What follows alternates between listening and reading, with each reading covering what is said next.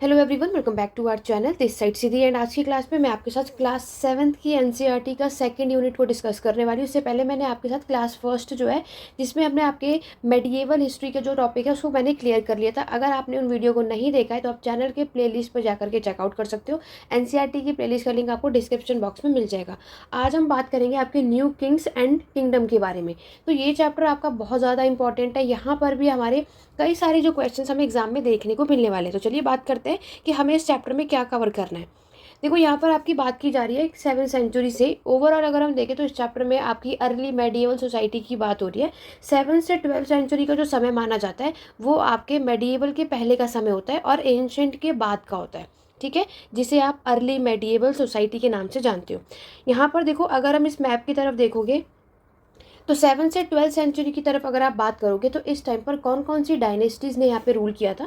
तो याद रखना, गुज्जर प्रतिहार, राष्ट्रकूट डायनेस्टी, पाल डायनेस्टी, चोल डायनेस्टी और चाहमना, जिसको आज हम चौहान के नाम से जानते हैं।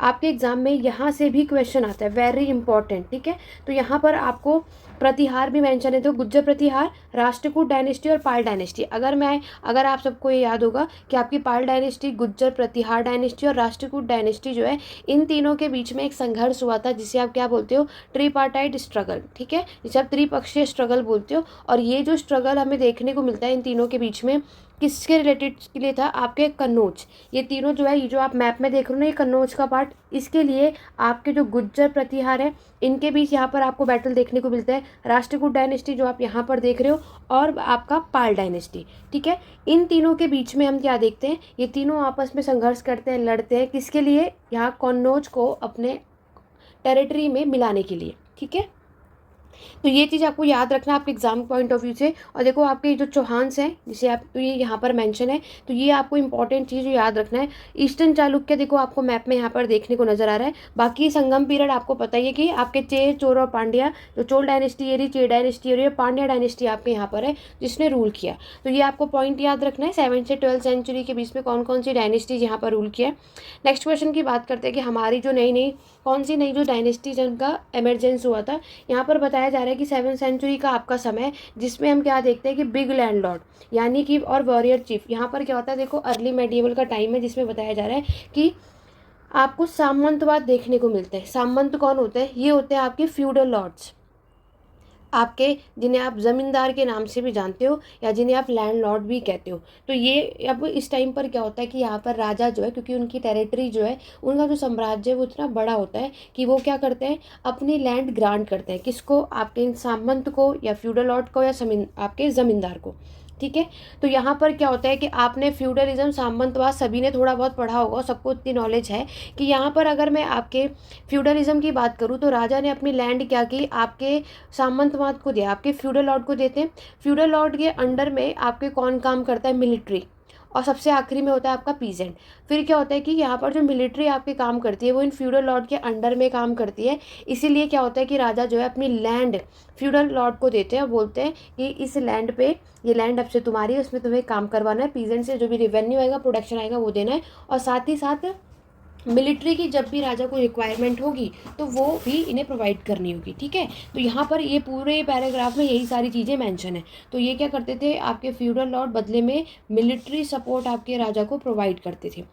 यहाँ पर ओवरऑल देखोगे तो इससे क्या हो गया, क्योंकि अब सामंत जो है वो बहुत ही ज़्यादा पावरफुल हो जाते हैं और वेल्दी भी हो जाते हैं, और उन्होंने अपने आप को महासामंत डिक्लेयर कर दिया।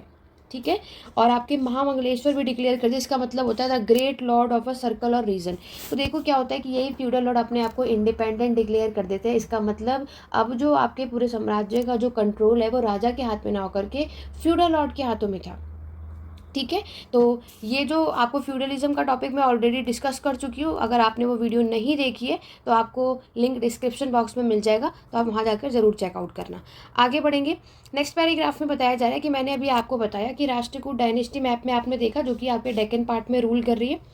और ये आपके स्टेटमेंट वाइज एनसीईआरटी से क्वेश्चंस पूछे जाते हैं। तो स्टेटमेंट वाइज याद रखना कि आपसे पूछा जाता है कि राष्ट्रकूट डायनेस्टी जो है ये किसका सबऑर्डिनेट है, आपके चालुक्य डायनेस्टी जो कि आपके कर्नाटक में।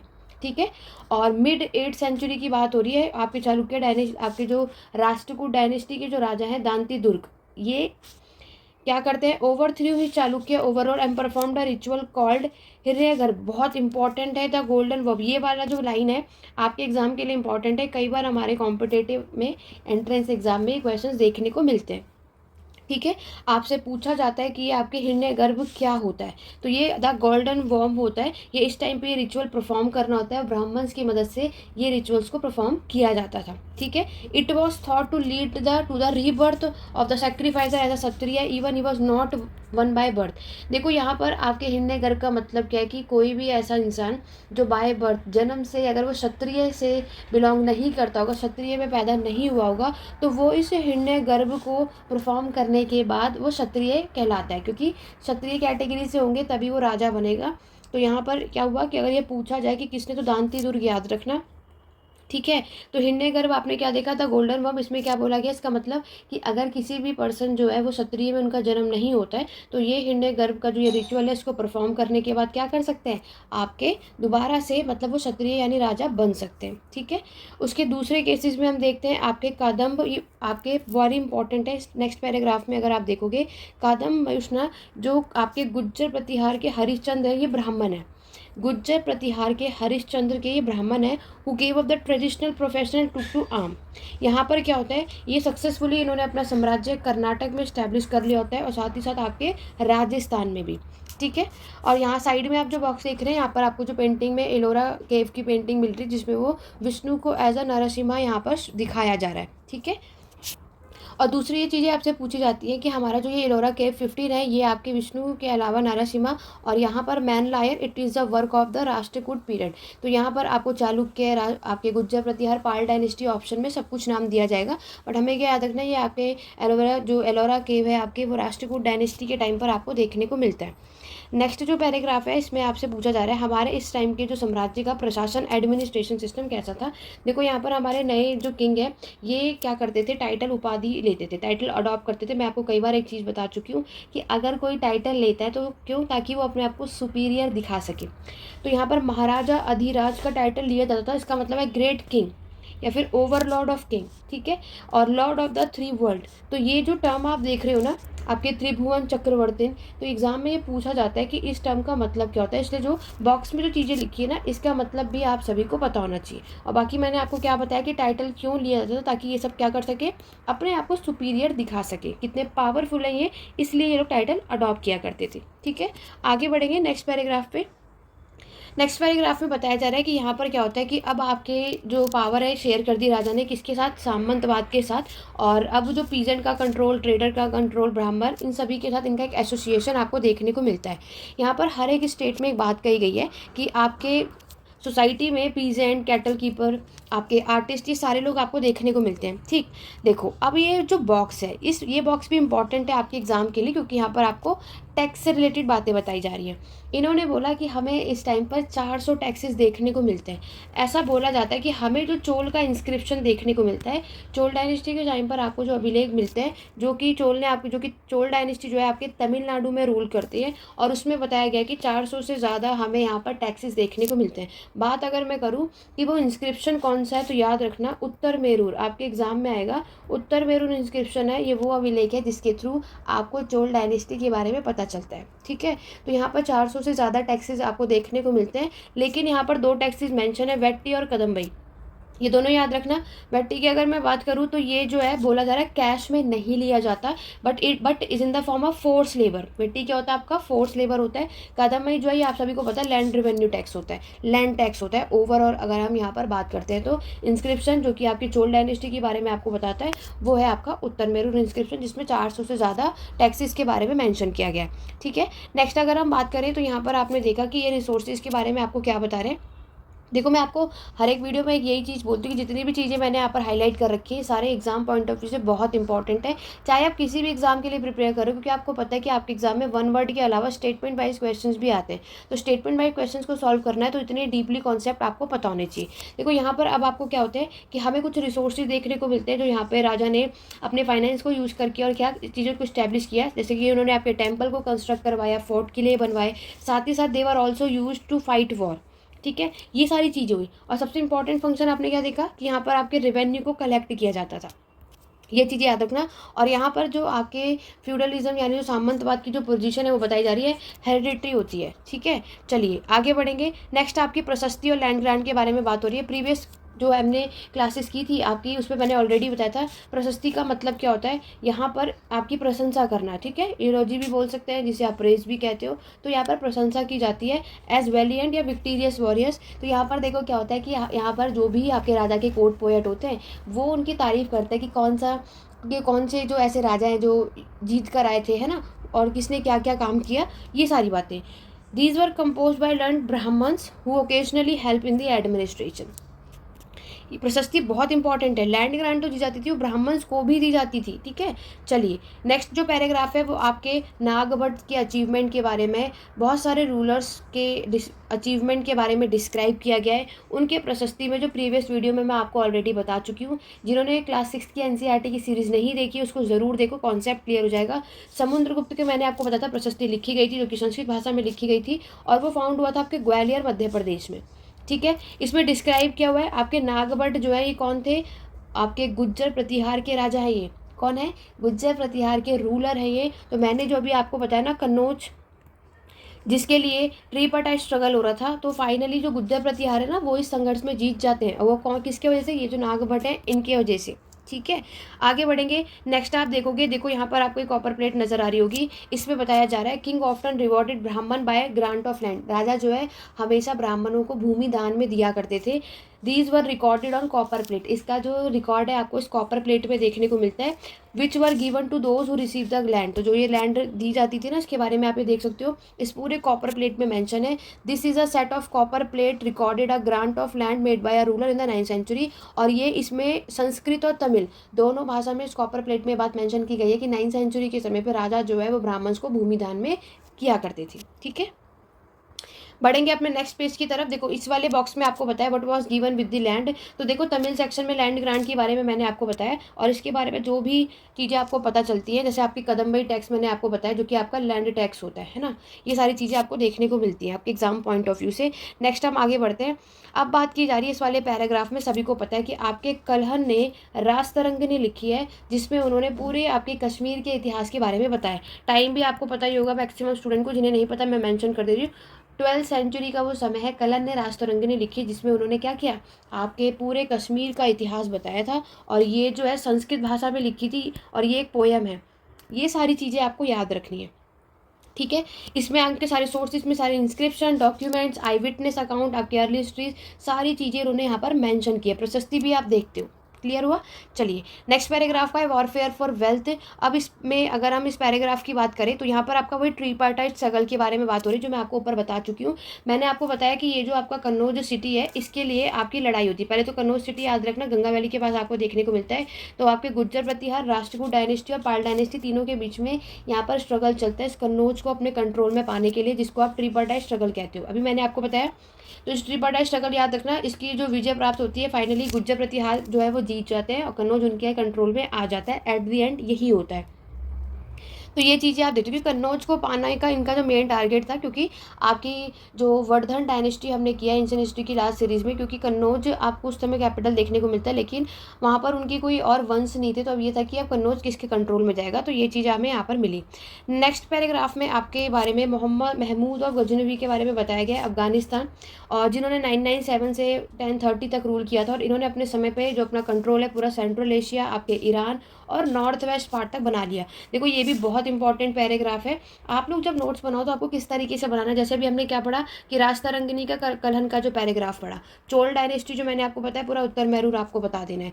फिर अभी हम आपके महमूद गजनवी के बारे में पढ़ रहे तो आपको वो बताना है। ट्रिपार्टाइट स्ट्रगल हमने पढ़ा। इस तरीके से टॉपिक वाइज अगर आप बनाओगे ना तो आपको एग्जाम में पढ़ने में कोई भी किसी भी तरीके की प्रॉब्लम नहीं आएगी। ठीक है, चलिए तो हमें क्या बात समझ में आई कि एग्जाम में ये वाला पैराग्राफ भी इंपॉर्टेंट है कि इन्होंने अपने टाइम पर सेंट्रल एशिया, ईरान और आपके नॉर्थ वेस्ट पास तक अपने जो टेरिटरी को यहाँ पर जीत लिया था। ठीक है, अब इनका टारगेट क्या था, देखो आपको पता है कि इन्होंने बहुत सारे टेंपल पर अटैक भी किया, लूट भी किया था, खासतौर से सोमनाथ टेंपल गुजरात में, है ना, क्योंकि wealth Mahmud carried away was use to create a splendid capital city as Ghazni. तो यहाँ पर आपको पता है इन्होंने बहुत सारे मंदिर को डिस्ट्रॉय भी किया था क्योंकि वहाँ के जो वेल्थ है उसको लूटने के पर्पज से। सुल्तान का मीनिंग याद रखना कि एक अरेबिक टर्म है जिसका मतलब राजा होता है। ठीक है, सुल्तान महमूद जो है वो आपके और भी चीज़ों में इंटरेस्टेड थे, वो लोगों के साथ और भी बहुत सारे लोगों के साथ इन्होंने लड़ाइयाँ करी और जीता भी। और यहाँ पे अल-ब्रूनी जो हैं जिन्होंने आपकी किताब उल हिंद जो है वो किताब लिखी थी, और साथ में ये सारी जो बातें हैं इनसे रिलेटेड संस्कृत भाषा में अपनी इस किताब उल हिंद में इन्होंने मेंशन किया था। ठीक है, नेक्स्ट जो पैराग्राफ है ये आपके चौहान के बारे में है। तो चौहान, ये देखो ये पूरा चैप्टर जो भी जितना भी कुछ अभी हमने पढ़ा है 7 से 12 सेंचुरी के बीच में जितनी डायनेस्टी ने रूल किया सबके बारे में थोड़ा थोड़ा आपको यहाँ पर बताया हुआ है। ठीक है, उसके बाद आपके चौहान आते हैं, जिसको आप पहले चाहमनाज कहते हो लेकिन चौहान डायनेस्टी आप देखते हो। तो चौहान जो है अजमेर में वो रूल कर ही रहे थे, लेकिन दिल्ली को इन्होंने जीत लिया था। आपको पता है दिल्ली के जो फाउंडर माने जाते हैं वो कौन से थे, आपके तोमर डायनेस्टी के अनंगपाल तोमर, सभी को पता है। उसके बाद जो चौहान डायनेस्टी ने क्या किया, तोमर डायनेस्टी से आपकी दिल्ली को जीत लिया था, और दिल्ली और अजमेर पे चौहान जो है वो रूल करते हैं। इन्होंने भी अपना एक्सपेंशन विस्तार अच्छा खासा वेस्ट और ईस्ट तक कर लिया था, और ये साथ ही साथ अपोज्ड बाय द, किसके अपोज थे, चालुक्य जो कि गुजरात में थे, और आपके गहडवाल जो वेस्टर्न उत्तर प्रदेश में थे। जो आपके चाहमानाज रूलर यानी जो चौहान्स थे, पृथ्वीराज थर्ड की बात हो रही है। यहाँ पर क्या होता है कि 1191 और 1102 दोनों सालों में ना बैटल ऑफ तराइन, तराइन का युद्ध होता है, सभी को पता होगा, मैक्सिमम स्टूडेंट को तो पता ही होगा। ये जो बैटल होता है मोहम्मद गौरी के बीच में होता है और पृथ्वीराज चौहान के बीच में होता है। पृथ्वीराज चौहान थर्ड है, याद रखना, आपके एग्जाम में फर्स्ट सेकंड थर्ड सब मेंशन कर देते हैं। तो पृथ्वीराज थर्ड और आपके मोहम्मद गौरी के बीच में ये बैटल होता है। 1191 में तो मोहम्मद गौरी जी हार जाते हैं, 92 में आपके पृथ्वीराज चौहान हार जाते हैं। तो क्या होता है कि आप पृथ्वीराज चौहान हार जाते हैं, और जो दिल्ली है अब वो किसके हाथों में आ जाएगी, आपके मोहम्मद गौरी के हाथ में। ठीक है, और फिर याद रखना क्योंकि मैं आपको एक हर चीज़ बताती हूँ कि ये जो मोहम्मद गौरी हैं इन्होंने आपके दिल्ली को यहाँ पर इन्हें मिल तो गया, इसके यहाँ पर रूल करने के पर्पस से इन्होंने यहाँ पे शुरुआत नहीं की थी, इसको इसलिए नहीं जीता था। ये सिर्फ इन्होंने यहाँ पर दिल्ली जो है इन्हें चाहिए था, क्योंकि ये जो है ना ज़्यादा से ज़्यादा क्या करते थे, ये सिर्फ लूटपाट के पर्पस से ही करते थे। अब क्योंकि मोहम्मद गौरी को यहाँ पर दिल्ली पर रूल नहीं करना था, मोहम्मद गौरी के एक स्लेव थे, है ना, तो आप सभी को पता होगा जिनका नाम है कुतुबुद्दीन ऐबक। तो कुतुबुद्दीन ऐबक इनके जो खास स्लेव थे, ठीक है, इनके बहुत करीबी थे। तो इन्होंने क्या किया कि मोहम्मद गौरी ने जो दिल्ली है वो कुतुबुद्दीन ऐबक को दे दिया, और आप सभी को पता है कि कुतुबुद्दीन ऐबक ने फाइनली आपकी स्लेव डायनेस्टी की शुरुआत करी। ठीक है, और स्लेव डायनेस्टी आपके दिल्ली सल्तनत का पार्ट है। अब आपको समझ में आया कि आखिरकार दिल्ली सल्तनत की शुरुआत 1206 ईस्वी में किस प्रकार से की गई। ठीक है, तो कुतुबुद्दीन ऐबक ने अपनी पहली डायनेस्टी स्लेव डायनेस्टी दिल्ली सल्तनत की शुरुआत की थी इस तरीके से। ठीक है, ये चीज़ अब आगे हम पढ़ेंगे जब दिल्ली सल्तनत का टॉपिक आएगा। अब बात करेंगे चोल डायनेस्टी के बारे में डिटेल में। देखो ये पूरा मैप है, मैप के थ्रू अगर हम कभी भी किसी भी चीज़ को समझते हैं तो बहुत बेटर होता है। देखो यहाँ पर मैंने अभी आपको बताया कि यहाँ पर आपकी जो पांड्या डायनेस्टी आप देख रहे हो, है ना, और अगर हम बात करें आपके कांचीपुरम पल्लव डायनेस्टी की कैपिटल है ये। उरायूर आप देखोगे, है ना, जो चोल डायनेस्टी की है। मदुराई आप देख रहे हो, पांड्या डायनेस्टी आप देख रहे हो, पांड्या डायनेस्टी की ही राजधानी आपकी मदुराई है। ठीक है, तंजावुर आप देख रहे हो, और ये गंगाई कोंडल चोलापुरम भी देखना। ये दोनों जगह चोल डायनेस्टी की बहुत ज़्यादा इंपॉर्टेंट है। अभी क्यों, कहाँ, कैसे, उसके बारे में मैं आपको अभी आगे बताऊँगी। ठीक है, ये आपकी चालुक्य डायनेस्टी है। चालुक्य डायनेस्टी आप देख रहे हो, बादामी आप यहाँ पे देख रहे हो। चलिए इसको डिटेल में समझते हैं। देखो यहाँ पर बात की जा रही है आपके उरायूर से लेकर के तंजावुर तक। तो देखो उरायूर आपकी Delhi I mean Chola dynasty की कैपिटल है, राजधानी। ठीक है, और विजयालय पल्लव डायनेस्टी जो है कांचीपुरम, ये मैंने आपको बताया ये इसकी राजधानी है, कैपिटल भी आपको पता होना चाहिए। विजयालय जो है ये आपके चोल डायनेस्टी के राजा हैं जिन्होंने आपके उरायूर को कैप्चर कर लिया था, फिर इसको अपनी राजधानी भी बना ली थी। तो इन्होंने अपना जो टाउन है वो तंजावुर में बिल्ड कर लिया था, 9वीं सेंचुरी के टाइम की वो बात है। और साथ ही साथ आपकी एक टेम्पल भी यहाँ पर गॉडेसेस यानी आपकी देवी देवताओं की आपको ये टेम्पल देखने को मिलता है। विजयालय के बाद और भी सक्सेसर आते हैं, तो अच्छा खासा विस्तार चोल डायनेस्टी ने यहाँ पर किया। उसके बाद पांड्या डायनेस्टी पल्लव डायनेस्टी की टेरिटरी आप देखोगे जो कि आपके साउथ और नॉर्थ में रूल कर रही थी, उसने अपना साम्राज्य वहाँ इस्टेब्लिश किया। उसके बाद अगर हम बात करें आपके चोल डायनेस्टी में सबसे ज़्यादा पावरफुल जो राजा थे वो राजा राज फर्स्ट है। राजा राजा फर्स्ट जो है वो चोल रूलर के सबसे पावरफुल रूलर है, जो कि राजा बने थे 985 ईस्वी में, और इन्होंने अपने साम्राज्य का विस्तार अच्छा खासा किया था। उसके बाद राजा राज के बेटे आते हैं राजेंद्र फर्स्ट। इसमें सब कंफ्यूज होते थे, याद रखना, पहले राजा राजा फर्स्ट आएंगे फिर राजेंद्र फर्स्ट है। इन्होंने भी अपनी पॉलिसी को कंटिन्यू रखा और अपना अच्छा खासा गंगा वैली तक रेड डाला, श्रीलंका को किया, साउथ ईस्ट एशिया हुआ, और अच्छी खासी नेवी को भी डेवलप किया था अपने समय पर। ठीक है। चोल डायनेस्टी याद रखना, चोल डायनेस्टी ने अपने तमिलनाडु जो डेक्कन वाला पार्ट है ना, अच्छा खासा इसने आपके चेर पांड्या सबको हरा कर अपना कंट्रोल वहाँ पर बनाया था। नेक्स्ट आपकी बात की जा रही है टेम्पल और आपको जो कांस्य की मूर्ति देखने को मिलती है उसके बारे में बताया जा रहा है। अभी मैंने आपको बताया कि हमें यहाँ पे बड़े बड़े टेम्पल तंजावुर में मिलेंगे और गंगाई कोंडला चोलापुरम में मिलेगा, जो कि मैंने अभी आपको ऊपर मैप में भी दिखाया। ठीक है, तो ये चीज़ आपको यहाँ पर देखने को मिलती है। अब बात करते हैं, आपके एग्जाम में पूछा जाएगा कि ये किसने बिल्ड कराया था, तो बिल्ट बाय राजा राज और आपके राजेंद्र ने ये टेम्पल यहाँ पर बिल्ड करवाया था, जो कि आपके एग्जाम के लिए वेरी इंपॉर्टेंट है। क्लियर हुआ? चलिए देखो, यहाँ पर आप स्क्रीन पर देख सकते हो, ये जो पूरा टेम्पल जो है ये आपका गंगाई कोंड चोलापुरम का ये पूरा मंदिर आप देख रहे हो, कुछ इस तरीके के आपको देखने को मिलता है। नेक्स्ट अगर हम बात करते हैं, ये क्या करते हैं कि आपके जो टेम्पल को अच्छा खासा मेंटेन करके रखते हैं। इस मंदिर में आपको पुजारी, आपके गार्लैंड मेकर्स, कुक, स्वाइपर जो सफाई करते हैं, म्यूजिशियन, डांसर, ये सारे लोग आपको देखने को मिलते हैं। यहाँ पर ऐसा कहा जा रहा है कि मंदिर जो है सिर्फ आपकी वर्शिप करने की ही जगह नहीं है, they were the hub of economic, social और cultural life as well. Very important paragraph, exam में कई बार आ चुका है, तो याद रखना। सबको लगता है कि टेम्पल है तो यहाँ पे सिर्फ वर्शिप पूजा पाठ ही होता होगा, ऐसा नहीं था। ये टेम्पल आपका एक इकोनॉमिक, सोशल और कल्चर के काम भी आपको यहाँ पर देखने को मिलता है। ठीक है, तो ये पूरा जो हमें क्राफ्ट है आपके मंदिर का, जो आप देखोगे इसमें जो हमें इमेजेस देखने को मिलती है वो ब्रोंज कांस्य की बनी हुई होती है। चोल में आपको जो इमेजेस देखने को मिलते हैं वो ब्रोंज के होते हैं, जो कि सबसे फाइनेस्ट होता है। ठीक है, ये आप यहाँ पर स्क्रीन पर भी देख सकते हो, आपको यहाँ पर दिख भी रहा है। नेक्स्ट पैराग्राफ में आपके एग्रीकल्चर और इरिगेशन की बात की जा रही है, जो यहाँ पर कृषि और सिंचाई के बारे में। तो हमने चोल डायनेस्टी के बहुत सारे अचीवमेंट के बारे में यहाँ पर देखा और अच्छा खासा डेवलपमेंट एग्रीकल्चर का भी आप यहाँ देखते हो। कावेरी रिवर आप देखोगे यहाँ पर सबसे बहुत छोटे छोटे आपको चैनल्स देखने को मिलते हैं। और यहाँ पर क्या बताया जा रहा है कि देखो, जो खेती का काम अगर करना होता है तो लैंड आपकी फर्टाइल होनी चाहिए, है ना, उपजाऊ होनी चाहिए। तो वो कैसे होगा? इरिगेशन, पानी चाहिए होगा। अगर क्योंकि हम हमेशा नेचर पे डिपेंड नहीं रह सकते, तो आर्टिफिशियली कोई तो काम करेंगे, और ख़ासतौर से आपके जब राइस की खेती हो रही होगी तब। तो एग्रीकल्चर के पास आप देखोगे कि हमारा जो एक अनदर एक इम्पॉर्टेंट डेवलपमेंट तमिलनाडु में देखोगे कि इसका विकास भी हमें देखने को मिलता है। आपके 5 to 6 सेंचुरी में अच्छा खासा लार्ज स्केल कल्टिवेशन होता है। उसके लिए उन्होंने क्या किया, आपके जो जंगल है उसको कट करके, क्लियर करके फार्मिंग लैंड में कन्वर्ट कर दिया। ठीक है, क्योंकि यहाँ पर तभी सारी चीज़ें आपकी हो सकती है। नेक्स्ट पेज की तरफ बढ़ेंगे, सबसे पहले हम इस बॉक्स की तरफ यहाँ पर ध्यान देंगे। बॉक्स में 9th century Sulesh gate Tamil Nadu के बारे में पूछा जा रहा है, तो ये तमिलनाडु में आपको देखने को मिलता है ये पूरी चीज़ें। ठीक है, यहाँ पर देख सकते हो स्क्रीन पर। एग्जाम में आपसे पूछा जाएगा कि ये कौन सी चीज़ कब कहाँ पर देखने को मिलती है। यहाँ पर आपके बताया जा रहा है कि ये लोग जो खेती फसलें उगाते थे ना साल भर में, आपको 2 क्रॉप यानी 2 फसल पूरे साल भर में ये उगाया करते थे। याद रखना, आपके स्टेटमेंट में 3 लिख देंगे, 4 लिख देंगे, 1 लिखेंगे, या फिर राइट आंसर क्या है कि साल भर में कितनी फसलें ये लोग कल्टिवेट करते थे, आपके 2। ठीक है, ये क्योंकि पैराग्राफ में आपको कंफ्यूज करने के लिए सारी बातें यहाँ पर पूछी जा रही है। नेक्स्ट पैराग्राफ है कि आपके साम्राज्य का प्रशासन कैसा था। तो यहाँ पर एडमिनिस्ट्रेशन की बात करें तो बोला जा रहा है कि ऑर्गेनाइज है या नहीं, तो कैसे। देखो, जो आपके उर क्या होता है, सेटलमेंट ऑफ पीजेंट, जिसको हम उर कहते हैं। ठीक है, ओवरऑल अगर आप बात करोगे, उर होता है आपका असेंबली। ऑप्शन में पूछा जाता है असेंबली ऑफ नॉन ब्राह्मण, आपसे एग्जाम में पूछा जाएगा, कई बार आ भी चुका है हमारे एग्जाम में, कि उर क्या होता है कि ये हमारी असेंबली होती है नॉन ब्राह्मण की, या फिर सेटलमेंट ऑफ पीजेंट होता है, का पीजेंट का सेटलमेंट होता है। ये भी आप यहाँ चीज़ें देखोगे। ठीक है, और उसके बाद नाडू की बात की जा रही है, तो नाडू जो है ग्रुप ऑफ सच विलेजेस। ठीक है, याद रखना, नाडू जब आपसे पूछा जाएगा तो ये आपका ग्रुप ऑफ विलेजेस होता है। विलेज, बहुत सारे विलेज का जो ग्रुप होता है ना, उसका एक यहाँ उसे हम नाडू कहते हैं। नाडू जो है यहाँ पे village council and the Nadu perform सर्वल administrating function including आपके डिस्पेंसिंग जस्टिस और कलेक्टिंग टैक्स। देखो यहाँ पर जो नाडू और विलेज काउंसिल का काम क्या बता रहे हैं, इनका काम होता है आपके टैक्स को कलेक्ट करने का और जस्टिस, इंसाफ दिलाने का। ये चोल डायनेस्टी के लोकल एडमिनिस्ट्रेशन का पार्ट है।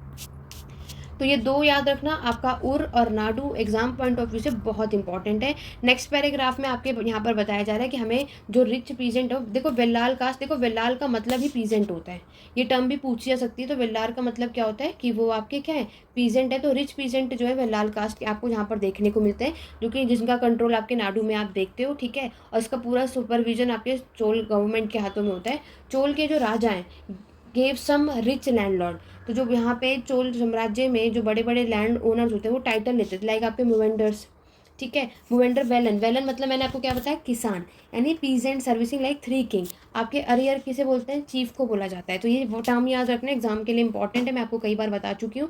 अब बात करते हैं आपकी category, very very very important box, इसको आप में से किसी को भी स्किप नहीं करना है। इस बॉक्स की अगर मैं बात करूँ तो आपसे टाइप्स ऑफ लैंड पूछी जा रही है कि भूमि कितने प्रकार की होती है, किसका क्या काम होता है। चोल इंस्क्रिप्शन में हमें बहुत सारे लैंड की कैटेगरीज मेंशन है। सबसे पहला है आपका वेलन वेगई। वेलन वेगई, वेलन मतलब मैंने आपको क्या बताया है, पीजेंट, यानी ये लैंड होती है नॉन ब्राह्मण्स की, वो लैंड जो कि किसानों को दी जाती है। तो नॉन ब्राह्मण्स में कौन आते हैं, किसान ही तो आएंगे।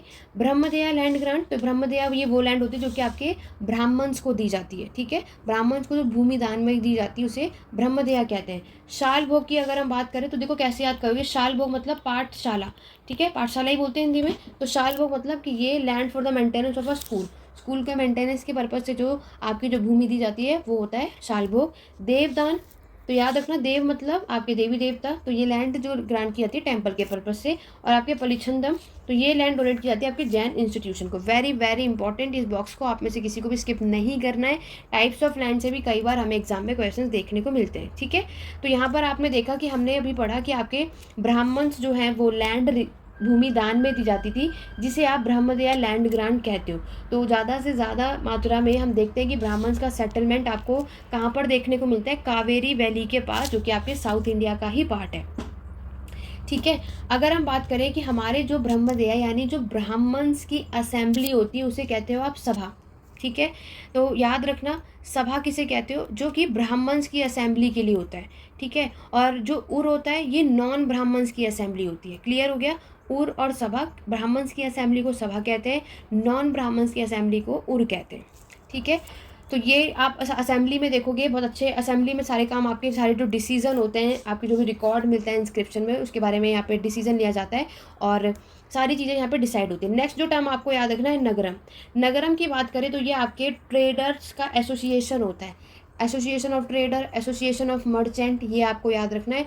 इनका एक अलग ही प्रशासन होता है, इनका एक अलग सारी चीज़ें होती है। ठीक है, ये चीज़ें आपको याद रखनी है। तो ओवरऑल आपकी चोल डायनेस्टी के बारे में मैंने आपको क्या बताया, कौन सा इंस्क्रिप्शन है, उत्तर मेरून इंस्क्रिप्शन है, जो कि आपके तमिलनाडु में आपको मिलेगा, जो कि आपकी सभा, जो ये सभा है ना, यानी कि आपके ब्राह्मण्स की जो असेंबली हुआ करती है जिसे हम सभा कहते हैं, इसके बारे में उत्तर मेरून इंस्क्रिप्शन में मेंशन है। बताया जा रहा है कि ये सभा जो है इसकी एक सेपरेट कमेटी आपको देखने को मिलती है, जो कि आपके इरिगेशन के कामों को लुक आफ्टर करने का होता है। गार्डन का कोई काम हो, टेम्पल, ये सारे काम कौन देखते हैं, सभा में।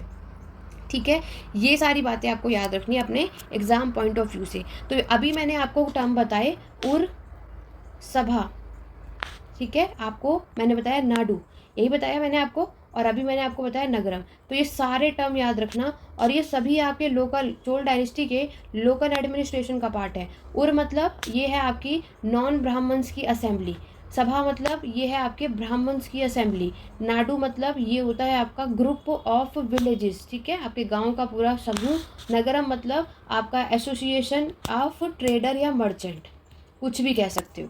तो ये सारे टर्म्स आपको याद होने चाहिए, और ये सभी आपके चोल डायनेस्टी के प्रशासन का है।